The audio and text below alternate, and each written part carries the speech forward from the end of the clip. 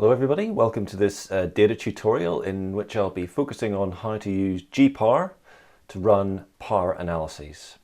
So first of all, I'm just going to give you a very quick refresher on power analysis, why you might want to do one and what it can tell you, focusing in on two different types of power analysis that you might want to run in the context of either the studies that you're designing as part of Sci 3402 or for your final year projects. I'm going to start by, then after that, I'm going to start talking about a priori power analysis using GPower, and then I'll run through a series of examples focusing on different designs for different types of analysis that you might want to run, including analysis of variance, t-tests and regression, before doing the same with another type of power analysis, a sensitivity power analysis. I'll get to the difference between those in a moment. So firstly, a little refresher here. Now, I'm not going to go into any depth on the background of power analysis, its logic, etc. I'm sort of assuming that you have that from various different sources already, and the focus of this tutorial is primarily on putting that into practice using GPower in a practical sense. Okay. For now though, I just want to refresh you on why you might want to run a power analysis in the first place. Well, one of the reasons is that you might want to make a principled decision based on features of your design, the test you want to run, and the sort of effect size that you want to find. Make a principled decision on the basis of those things as to what the sample size is that you require in your study. Okay, and that's what an a priori power analysis will tell you. In addition to, or alternatively to that, a power analysis can also help you understand or make better sense of the inferences that you can make from your study given the sample size that you have obtained for a study that you've already run, in other words. And that's what a sensitivity power analysis can tell you. And we'll get to the difference between those a little bit later on. So as background for this, again, as I said, I'm not going to go into much depth or any further depth on the logic behind power analysis, why it's useful in a general sense. So what I'm assuming here is that you're familiar with, for example, the lecture as part of Sci 3402 on power and research design and why those are important, but also the lecture as part of Sci 3402 that I gave on effect sizes. So if you haven't had a look at those already, I suggest that you have a look at those first because their content will be very useful for what I will cover in this tutorial. Now, what you will need to follow along with the steps of this, if you want, is firstly, download and install GPower. And you will also probably, for a few steps, need a conversion calculator that will calculate or switch between, convert different effect size values. Okay, so I've included a link to this here. It's the same one that is also linked in the effect size lecture for Sci 3402. So I'm just going to open that up. So I have it ready. So this is the website, and I'm looking for section 14, transformation of effect sizes. All right, more on that shortly. Minimize it for now. So I'll start with the practicalities of a priori power analysis. Now, if you're running an a priori power analysis, what you're asking is, given the design of my study and the tests that I plan to run, how many participants do I need to have? In other words, how big should my sample be in order to have a given level of power to detect a given size of effect? Okay, and that's a specific effect size value. Okay, so in other words, the output, the thing that you're trying to deduce from your a priori power analysis, is an estimate of the required sample size given your inputs into the power analysis. And what you need as inputs into the power analysis are the following. Firstly, you need to decide on your level of power. Now, the default that you'll very frequently see in literature as a sort of a good balance, a balance between type 1 and type 2 error, is 80% power. And what that means is that your long run type 2 error rate will be 20%.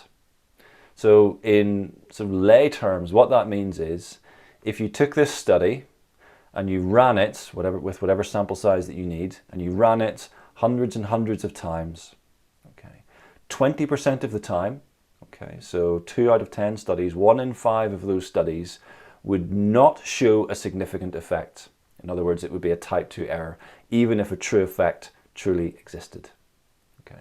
In other words, you would miss your effect, you would fail to find that effect 1 in 5 times in the long run. Okay, so that's what 80% power means. If it was 95% power, then your type 2 error rate would be 5%. Okay. The second thing that you'll need as an input into the power analysis is your alpha value, your preferred alpha value. Now, most people, because effectively that's the significance threshold that you will use, okay, the value below which, if P falls below that value, it would indicate an effect. Okay. Now, the default for that, given that our usual significance threshold, for better or worse, is 0.05, the alpha in power analyses is usually defaulted to 0.05. The third thing that you will need is an estimate of the size of the effect that you want to find. Okay. Now, the relationship between this effect size estimate and the sample size, okay, remember in basic terms, the bigger your sample, the more power you have in your study. Okay. Now, the way to think about the relationship between effect size and the power of your study is think of it as a microscope or some instrument that you're using to try and to detect something, a telescope perhaps. The bigger the object that you're trying to find, okay, let's say the bigger the size of the effect that's out there that you're trying to detect, the less powerful your instrument needs to be. You need a less powerful telescope, okay, because the thing you're looking for is big and easy to find. If, on the other hand, the thing that you're looking for is very small, it's difficult to find, you will need a more powerful instrument, a stronger telescope, a more powerful telescope in order to detect that thing that you're looking for. So small effect sizes require higher powered studies to detect relative to larger effect sizes. Bigger effect sizes are bigger, they're easier to spot, and you need less power to detect them.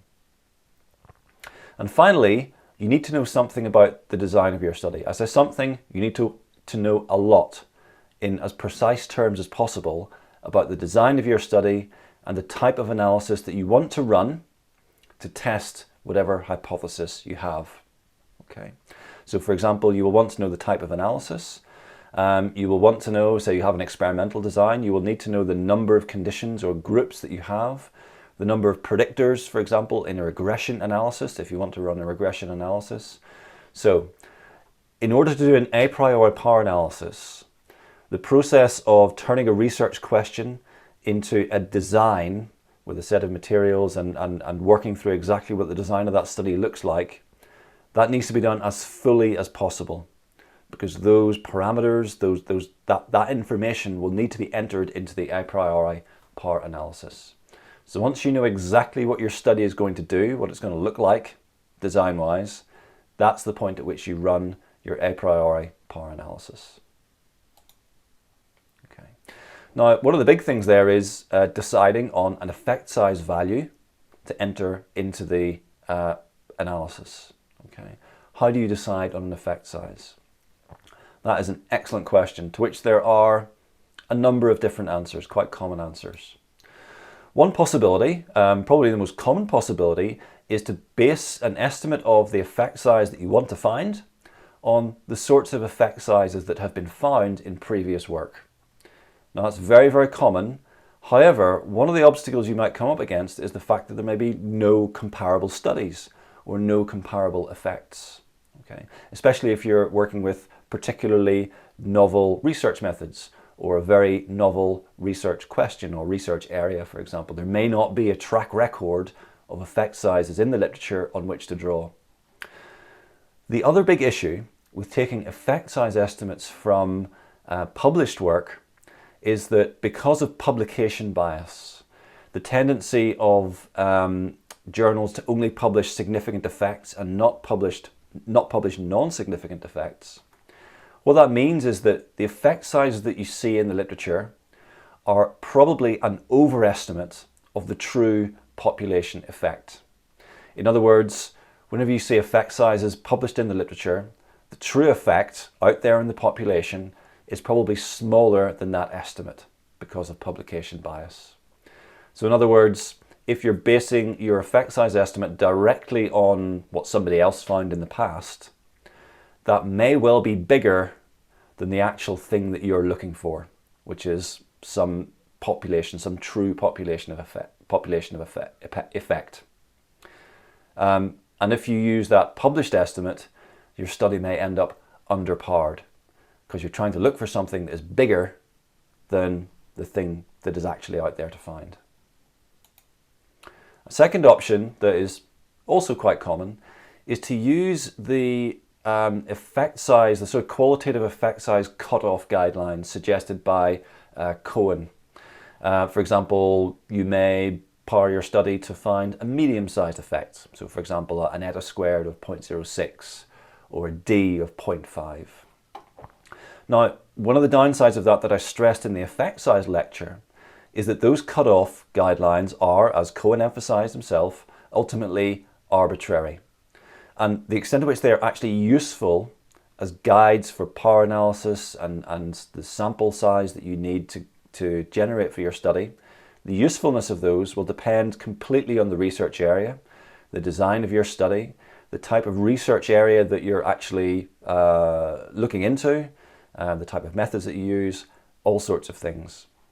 So you need to ask yourself, if you're tempted to use those cutoffs of small, medium, large, whatever, might the true effect that you're looking for in the population actually be smaller than those arbitrary cutoffs? So for example, if you're powering your study to look for a medium effect, okay, maybe a D of 0.5 or a partial eta squared of 0.06, okay, if it's possible that the true population of effect size is smaller than that, then powering your study to find a medium-sized effect will leave it comparatively underpowered to detect the smaller true effect that is out there. A third possibility, which is probably now regarded as best practice, although it can be quite costly in terms of resources and also quite demanding in terms of sample size, is to simply decide for yourself what is the smallest effect size of interest. What is the smallest effect that you could find that you would regard as meaningful? In other words, if you found an effect that was even smaller than that, would you regard it as trivial and meaningless and not even worth finding? Okay. So what is the smallest effect size that would actually matter to you or matter in practical terms? Then if you power your study, let's say you power your study to have 80% power, you recruit enough people for that, to find the smallest effect that you could possibly be interested in, then it will have more than 80% power to detect anything bigger. And anything smaller than that, well, you weren't particularly bothered about finding that in the first place. Okay. So those are the three probably most common options you have in terms of coming up with an effect size to try and find in the first place for your power analysis. Okay. So given that, as I said, an a priori power analysis is asking, given the design of your study and the tests you plan to run, how many participants do you need to have a given level of power to detect a given effect size? I'm now going to run through what that looks like in GPower for a range of different research analyses that map onto different types of research design. So I'll run through factorial between participants ANOVA, repeated measures and mixed ANOVA, t-tests, and regression. So I'll just bring up GPower. There we go. Now for a priori power analysis, it defaults to a priori power analysis. If we click on this, okay, there are different types of power analysis available to us. We'll move on to sensitivity power analysis shortly, but for now we stick with the default a priori power analysis. Okay, so we'll run through analysis of variance first. So for analysis of variance, it's an F-test. Okay, And under statistical tests, you have a drop-down menu of loads of different options. Now we'll start with, some of them won't be relevant, so a lot of them cover techniques that won't be relevant to the Sci 3402 lecture series. So I'll start with a simple one-way analysis of variance with two conditions. Okay. Now, what do I need to enter? Well, in these boxes, that's where G-Power is asking you to enter the different parameters that I outlined a little while ago. Okay. This is where it's asking for, well, actually, we'll start here. This is the power level. Okay. Now, the default is 0.95, in other words, 95% power. I'll change that to 80% power, okay, for the purposes of this demonstration.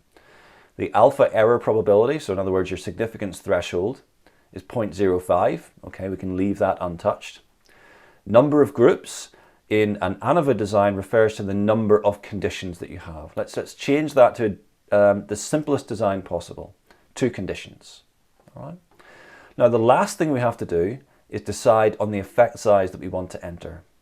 Now, it defaults here, and actually it quite handily, if you hover over, it defaults to a medium effect size. Now, the medium effect size as defined in Cohen's cutoff guidelines. Okay, so it's defaulted to a Cohen's F of 0.25, which is a medium. 0.4 would be large, 0.1 would be small. Now, one of the issues here is that if you remember from the effect size lecture, when we're talking about ANOVA, especially with SPSS, the effect size that is most commonly used is an eta squared, not a Cohen's F. So how do we get an F from an eta squared and vice versa? Luckily, if we click on determine, G-Power opens up this little side window here. Now, if I change this from effect size from means to effect size from variance, what I can do is directly input a partial eta squared value, okay, that will then be translated or converted into an F for the power analysis. All right.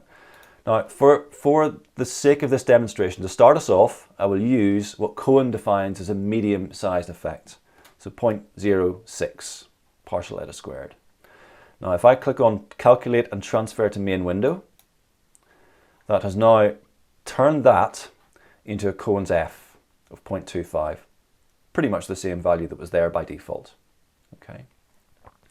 Now we are ready to run our power analysis. We click on Calculate, and the key thing to extract here, the thing that we want from our a priori power analysis, is an estimate of the sample size required, 126. Okay. Now, I'm going to run through what changing each of these parameters does to the sample size required. Okay. So, first thing, the number of groups. In a one-way design, as the number of groups increases, and actually the critical thing here is not necessarily the number of groups. What you're changing here is the numerator degrees of freedom. Okay, as we will see here. So for two groups, the numerator degrees of freedom is 1. For 3 groups, the numerator degrees of freedom is 2. And as you go up for the same effect size, the same level of power, and the same alpha, a design that has 3 groups rather than 2, 3 conditions rather than 2 conditions, your required sample size jumps from 126 to 156. If you have a 4th condition, your required sample size jumps to 176. So first thing that increases how sort of sample size hungry your design is for a given level of power and a given effect size is the numerator degrees of freedom, the complexity of the design. I'll turn that back to 2.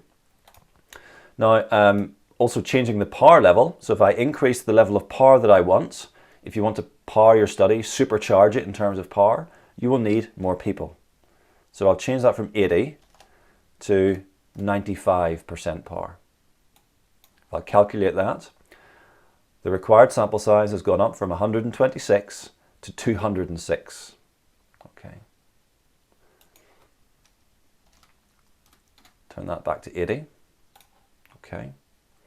Now, probably the biggest one is, I just want to emphasize how much the effect size that you enter can affect the sample size that you require, especially when the effect size that you say you're looking for gets close to 0. Okay. Now this is our default sort of medium effect size, if you like. Now I'll decrease that from a partial eta squared of 0.06 to, let's say, 0.03. Transfer that, so that's the equivalent. Calculate that. Now, for a given design, that smaller effect size, if we're saying, well, actually the effect size we're looking for is smaller than a medium, say it's 0.03 rather than 0.06, our required sample size has gone up from 126 to 256. Even more, that increases exponentially as you get closer to 0. So the cutoff for Cohen for a small effect is 0.01. Okay. I transfer that. Again, the same design, same level of power. Calculate that. Now look at the sample size. It's gone from 126 to 780 as you look for a small effect on the cutoff rather than a medium effect on the cutoff. Okay. So moral of the story here is looking for small effect sizes is extremely power hungry in terms of the sample size that you need, especially if you're looking for higher levels of power. If you want 95% power in this design, you will need nearly 1,300 participants. Okay, so that's how those different parameters affect the sample size that you will need. And probably the biggest one in terms of impact is how you estimate your effect size, especially when that effect size gets close to 0. Okay, so let's move on to a factorial ANOVA. So that was a one-way ANOVA. A factorial ANOVA, fully between participants, where you've got more than one IV. Go for this one here, ANOVA, fixed effects, special main effects, and interactions. Okay. Now that is asking for a couple of extra things. All right, so we have our power level, which I'm going to change to 80%. Again, it's defaulted to a medium effect size. Now here, rather than asking for one number for the number of groups, it's asking directly for the numerator degrees of freedom and the number of groups, the number of conditions overall. So let's say I have a 2 by 2 design. Okay, that's 4 groups, 2 times 2. And the largest numerator degrees of freedom for any of the effects is 1. Okay. So if I calculate that, it's almost exactly the same as that one-way ANOVA with 2 conditions. Total sample size, 128. So you will see this figure crop up a lot for medium-sized effects, 128, 126. Okay. Again, we can input the partial eta squared directly here. So we can input a medium effect size in partial eta squared terms, 0.06. Transfer that. Calculate 125. So around about that ballpark is what you will need for a medium-sized effect in any sort of design where the numerator DF is 1. Let's say we have a slightly more complex design, let's say a 3 by 3 analysis of variance. So that would be 3 times 3, 9 conditions. Now in that design you have different degrees of freedom for different effects. So the main effects would have K, number of conditions, minus 1 degrees of freedom, 2 degrees of freedom. So for a medium-sized effect in that design, the main effects, you would need 155 people. However, the interaction effect is 4 degrees of freedom. Okay. So if I calculate that, you can end up with different sample size requirements for a given effect size within the same design for different effects within that design. Okay, and that the determining thing there is what the numerator degrees of freedom are. So in order to par or decide on a sample size for a complex design like that, firstly work out what is the largest numerator degrees of freedom for any given effect in that design, usually one of the higher order interactions. Okay. So that's a between participants analysis of variance. Again, the principles are exactly the same. If we, okay, let's simplify that again back to a 2 by 2 design, 4 conditions. numerator degrees of freedom 1. Let's change this to a small effect, 0.01. Transfer that across. Again, you get around about 780 people required. Okay, so that's a factorial ANOVA. Now, repeated measures ANOVA. Now, one thing you will need here is if your repeated measures ANOVA is actually mixed, in other words, it also has some between participants independent variable or variables, you will need to choose different options here. So for any completely repeated measures factor or factors, choose this one. Okay. Now, a really important point here, under options, for when you're using G-power to calculate sample sizes or whatever, any sort of power analysis with repeated measures, under options, choose as in SPSS. Okay. The reason for that is the default in G-power is it asks you for an estimate of the correlation amongst the repeated measures. Okay. So basically you enter that by hand. However, if you're drawing your effect sizes, for example, doing your analysis in SPSS, that is done automatically, so you don't have to enter it by hand. Okay. So make sure under options you choose as in SPSS for repeated measures. Click on OK, all right, and it has taken the correlation amongst repeated measures option away. Now, what's it asking for here? Same basic elements, our alpha, our power level, which I'm defaulting to 80% again. Now it's asking for an effect size F, another Cohen's F. It's asking for the number of groups. So for example, if you only have repeated measures in your design, that will be 1. If, however, you have a between participants IV as part of a mixed design, then you would enter the number of groups that has. So if you had a 2 condition between participants IV, 2 groups. Okay. If you had 2 by 2, 4 groups. Okay. For the purposes of this, I'll stick with 2. All right. Number of measurements refers to the number of levels of a repeated measures variable. Okay, so if your repeated measures variable, if each participant is contributing 2 measures, that would be 2. If they're completing 4 measures, it would be 4, etc. Now it's also asking you for a non-sphericity correction, epsilon. Now I covered that in the repeated measures ANOVA lecture. So go back and have a little look at that if you're not quite sure what that means. But basically for 2 measures, it's a value of 1 because sphericity isn't an issue. But if you have more than 2 repeated measures, so data points per participant, let's say 3 or 4, let's go for 4, you may need to correct for sphericity. So let's include a sphericity correction of 0.8. All right. Now finally, in terms of the effect size, again we have the option over here of entering a partial eta squared directly, because that's the effect size you get from ANOVA in SPSS. So I'm going to enter a partial eta squared of 0.14, which is a Bakeman's cutoff for a medium effect size in repeated measures. Calculate and transfer that. Okay. There we go. Now it's suggesting that the required sample size we need for this repeated measures variable for 80% power, given the effect size we're looking for, is 30. Okay. So let's see what happens when we have a stronger sphericity violation that requires a bigger correction, let's say 0.5. That jumps to 40. Okay.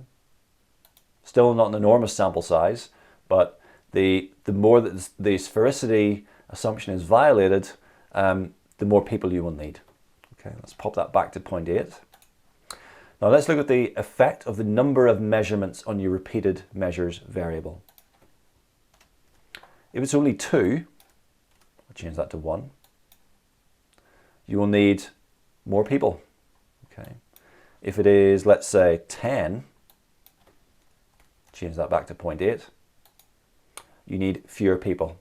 So in other words, you gain power in this analysis. You need fewer people to adequately power your study, the more repeated measures data points you have per participant. Okay. Number of groups doesn't matter particularly for the repeated measures. Okay, I'll pop that back to 4. Okay, and of course, changing the power level and changing the effect size, as we now know, will also affect the sample size. Okay. Now, in a mixed design, you may also be interested in the within-between interaction, the interaction between the between participants factor and the repeated measures factor. Okay. Again, under options, we want, as in SPSS. Okay. I will default to that medium effect size, a partial eta squared of 0.14 for repeated measures. Transfer that across. I'm going to go for 80% power again. Everything else is the same, so this is the same sort of hypothetical experiments. We have our 2-condition between participants variable and our 4-level repeated measures variable with a 0.8 non-sphericity correction. Calculate that. Sample size of 30. Okay. Now I'm going to change this to a partial eta squared of 0.06, which is the medium effect size cutoff suggested by Cohen for between participants variables. Okay, so the F is now again around about 0.25. Sample size around about 70. Okay, so again, same principle as you play around with the effect size, make it smaller than, for example, 0.02, the more people that you will need. All right. Now you're still, for a mixed design, you're still gaining from having lots of repeated measures data points per participant. So if I put that back down to 2, okay, remember that was 212. Oops, sorry, that has to be 1. Now it's gone up from 212 with only 2 repeated measurements per participant. It's gone up to 390 from 212. Okay, so basic moral here, for repeated measures variables, for repeated measures analyses and mixed analyses, having more measurements, more conditions if you like, in the repeated measures factor buys you power. All right, now onto t-tests. So I'm going to change the family test to t-tests. All right. Under statistical test, t-tests are relevant to lots of different things. I'm just going to focus here on independent samples t-test, so what it calls independent means here, an independent samples t-test, a between participants t-test. All right, I'm going to change it to 2-tail. Now again, it's defaulted to a medium effect size. Now this time notice that we're talking about a Cohen's D rather than a Cohen's F or an eta squared. So Cohen's D of 0.5 is a medium effect size in Cohen's terms. Let's change our default to 80%. Okay, calculate that. And again, a 2-condition design looking for a medium-sized effect. It's exactly the same as you would have in an ANOVA, 128 people. Okay, exactly the same. And again, if you play around with these, if you decrease the D to a small effect,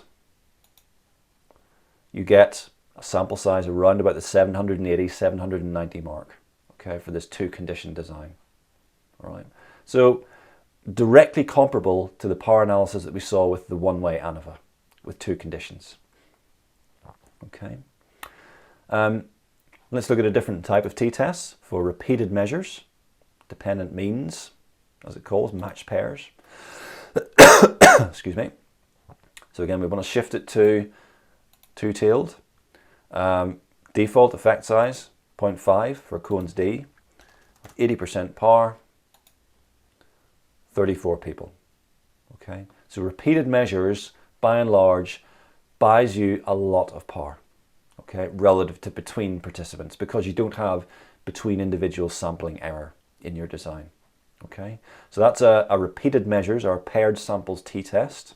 Okay, again, basic things, you need your effect size estimate. This is a Cohen's D again, your alpha and your required power level.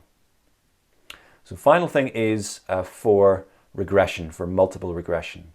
Now there are 2 things you might be interested in here. Firstly, I'll stick with t-tests because a t-test is also what you look for when you're assessing the significance of individual predictors in a multiple regression analysis. So I'm now choosing linear multiple regression, a single regression coefficient. Okay. Again, I'll switch it to two-tail. All right. Now what it's asking for here as an input, so I'll change this default to 80% again. Number of predictors, well, I guess in the multiple regression example that I've shown in the lecture, we had 5 predictors, so I'll use 5 predictors. Now the default effect size here is a Cohen's F squared, so a different effect size again. Now to determine that by hand, I'm going to click on direct. Now this isn't a partial eta squared, it's a partial R squared. Now that is ballpark similar to a partial eta squared, so it's a proportion of variance explained by this individual predictor. So I'm going to change that to a 0.06, which is sort of very roughly speaking equivalent to a partial eta squared of 0.06, more or less. Transfer that over, that's the F squared. Calculate that, and again we have for looking for a medium-sized effect for an individual predictor, we have that magical 125, 128 ballpark figure for your sample size. All right. Now this is for an individual predictor in a multiple regression analysis. Now actually changing the number of predictors in your analysis doesn't really impact on the sample size per se. Okay, 126, okay, almost exactly the same for 10 predictors versus 5. All right. Now another thing you might be interested in multiple regression is under f-tests, the ANOVA that you get for testing whether your R-squared value has increased. For example, if you're looking at an R-squared change value when you add a predictor or predictors to your model. So that's what this will be for. Again, in our model, we're looking for maybe, let's say we've entered 1 predictor in our additional block in a hierarchical regression, 5 predictors overall, 80% power, and we want we'll go for default medium again. Okay, 0.06 is a partial R squared. Transfer that across, calculate again the magic 125 sample size estimate. Okay.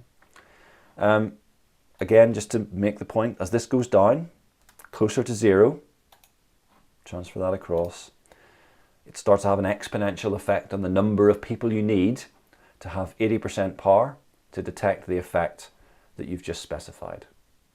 Okay. So this is how you would do an a priori power analysis for detecting the effect of an additional predictor in a multiple regression analysis. Okay. So that's quite a few bases covered on a priori power analysis. So I've covered one-way ANOVAs, factorial between participants ANOVAs, repeated measures and mixed ANOVAs, t-tests of different flavors, and multiple regression. Now the second type of power analysis that I want to run through is called a sensitivity power analysis. Now the basic fact here is that often it's simply not possible to determine the sample size of your study in advance on the basis of statistical and design considerations. Sometimes, or actually quite often, the sample size of your study will actually be determined primarily by other things. Okay? You might have very limited resources, you might have very limited time in which to gather the data you need. You might be dealing with trying to recruit from a hard to reach population, for example. So it can sometimes or often be the case that our sample size isn't primarily determined by in principle statistical considerations, but simply by how many people we can physically recruit. Okay. We might simply want to maximize the sample we can obtain given the resources we have. So is power analysis relevant in that case? Well, actually, yes, I think it is. Okay. And specifically a different type of power analysis. Now compare this to an a priori power analysis. A sensitivity power analysis asks, given the sample that you have obtained, okay, so you've run your study, you've obtained a given sample, and the design of your study and the tests that you plan to run, what is the smallest effect size that you can detect with a given level of power? Okay. So what does that mean? Well, it means that the outcome, what a sensitivity power analysis is giving you as an outcome, is the effect size estimate, okay, given a sample size. Whereas, of course, an a priori power analysis is telling you the sample size for a given effect size. Okay. Here, it's the other way around. It's having obtained a given sample size, what is the effect size estimate for a given level of power? Okay. Now, the inputs and assumptions here are mostly the same. You need your power level, the alpha. You need to know about the design of the study and the test that you plan to run, and also the sample size that you have obtained for your study. So why is a sensitivity power analysis useful? Well, what you can do is, if, say, you've run a sensitivity power analysis with 80% power specified, okay, you can take that effect size estimate and compare it to the effect size that you actually find in your analysis. Now, what that can tell you, why that can be informative, is if your observed effect size, what you actually find in your study, is smaller than the effect size from the power analysis, then your study, even if it is significant, it's suggesting that your study had less than 80% power to detect the effect. What that means is that the long-run type 2 error rate is higher than 20%. In other words, the chances of that effect replicating if you ran the study many, many times have decreased. Okay. Now, in practical terms, that mightn't mean much. Maybe you're not going to replicate the study 100 times. All it means is that you should probably be a little bit more cautious about interpreting that effect, and specifically interpreting the extent to which that effect is likely to replicate. Okay. So if your effect size, if your observed effect size is smaller than the effect size you know your study had 80% power to detect, then be a bit more cautious about the chances of that effect replicating. Okay. So I'll run through sensitivity power analyses for the same sorts of tests that I showed for a priori power analysis. So I'll go back to G-power. Okay. I'll go back to F-tests and our one-way ANOVA. Now I'm going to change here from a priori power analysis to sensitivity power analysis.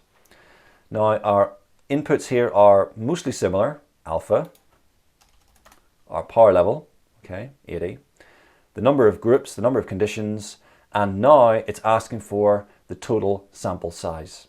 Okay. So let's say in our 2-condition one-way design, we have obtained 100 people. Calculate that. Now what this is saying is, okay, you have 80%, given your sample size and your design and your alpha level, you have 80% power to detect an effect as small as 0.28 as a Cohen's F. Now again, a Cohen's F isn't typically used when reporting ANOVA. It's usually eta squared or partial eta squared. So this is where that conversion website comes in useful. So I'm going to take that, copy it, open up the conversion website and say, actually, I have a Cohen's F. I'm going to enter, paste that value there. And now it tells me what that Cohen's F equivalent is in eta squared terms. Okay. So now we know that the ANOVA that we ran, the study that we ran, 2 conditions, 100 people, has 80% power in a one-way ANOVA to detect an effect as small as eta squared 0.074. So that's actually bigger than a medium effect. Okay. Similarly, if this was a smaller effect size, for example, if we had more people, if it was 0.21, then that converts into, obviously, a smaller partial eta squared.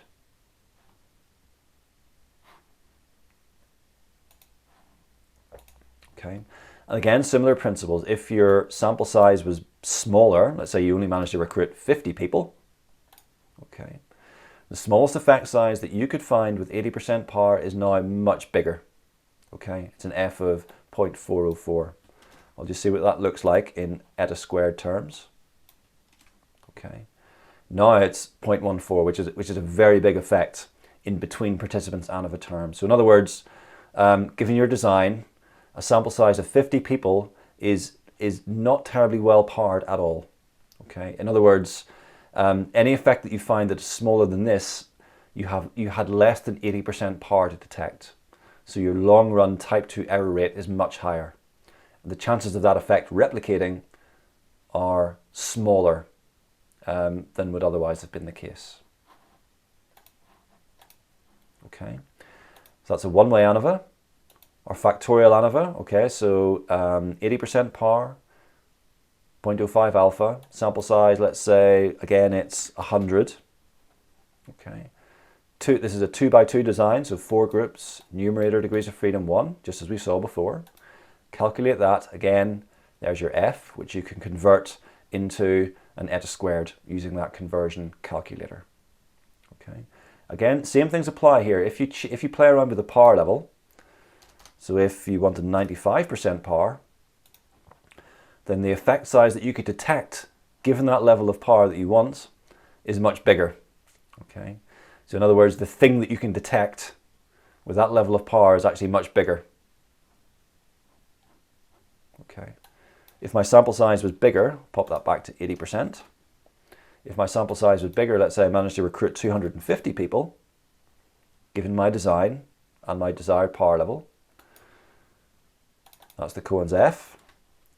Calculate that, move it across, partial eta squared of 0.03. So that's in between a small and medium effect in Cohen's terms. Okay, so the effect I can detect with 80% power is now smaller because I've managed to recruit more people.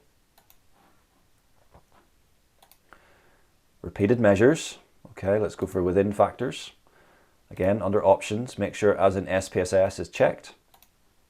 Okay, everything here is fine. So number of groups, number of measurements 4. We've got our non-sphericity correction. Let's say our sample size was 60 people. There's our Cohen's F. Okay, which will go down if we had recruited more than that. Okay, now it's down to 0.295.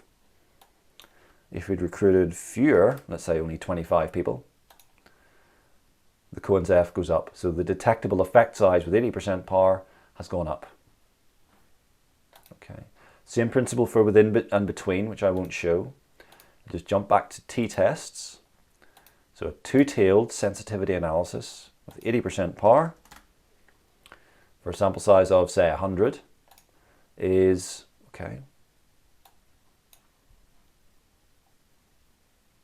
is 0.2722. Okay. Oh, sorry, wrong. Sorry, I hadn't checked that from a correlation. So we're going down to independent means. All right. Two-tailed. So what it's asking for here now is a sample size for each condition. So let's say we had 100 people and they were split evenly. We have a Cohen's D there of 0.566. Okay. If it was 120, it would be a 0.5. 128, sorry, it would be a 0.5. Bang on medium-sized effect. Cohen's D, 0.5. Now, if our 100 people were not evenly distributed across conditions, let's say there were 65 in one condition and 35 in another, the effect size has gone up. Okay, so in other words, the effect size that you could detect with 80% power, given the unequal distribution of participants across condition, is a bit larger than it would have been if you had equally distributed participants across conditions. Okay, so bear that in mind. For paired samples t-test, again, very, very similar, 80% power, 0.05. Let's say we recruited 50 people. That is the Cohen's D sized effect that we could find. All right. Smaller sample, we could only detect a big effect or larger effect, whereas if we had more people, we could detect a smaller effect. Okay. And finally, I'll just run through the multiple regression for a single predictor. Okay. Sensitivity analysis. Let's say we managed to obtain, again, 100 people. We had 5 predictors. This is your f squared. Now bear in mind this is f squared. So you've got 2 steps to do here to turn it into something like an r or some other effect size. Okay. Firstly, to turn it into a Cohen's f rather than f squared, you have to take the square root. Okay. So if I go to the calculator, paste that in, take the square root, okay, that is now the Cohen's f. And if I want to, I can copy that in turn back to the conversion website and turn it into another form of effect size. Okay, so it's a partial eta squared of 0.07, an r of 0.27, a d of 0.566. Okay. So again, if we let's say in a survey, we managed to recruit 250 people instead, the effect size that I could detect for an individual predictor in that model is much smaller, okay, given 80% power. So that's that for power analysis. I hope that's been somewhat useful. Do consider the extent to which your sample size for whatever it is you do, designing your study as part of Sci 3402 or for your final year projects or whatever it might be, a priori power analysis is just one of the ways in which a power analysis can be useful for your study. It can help you to determine, in a principled manner, the sample size that you need to meaningfully test your hypotheses, okay, and make good inferences from your data. But it can also be useful, a sensitivity power analysis can also be useful even if your sample size has been shaped by other considerations like resources. So power analysis and considering power in a general sense can always be useful when it comes to making sound inferences from your data. And I hope this little tutorial has been useful in helping you step by step through how to do that in GPower. All right, thanks very much for watching and listening. I hope it's been somewhat useful.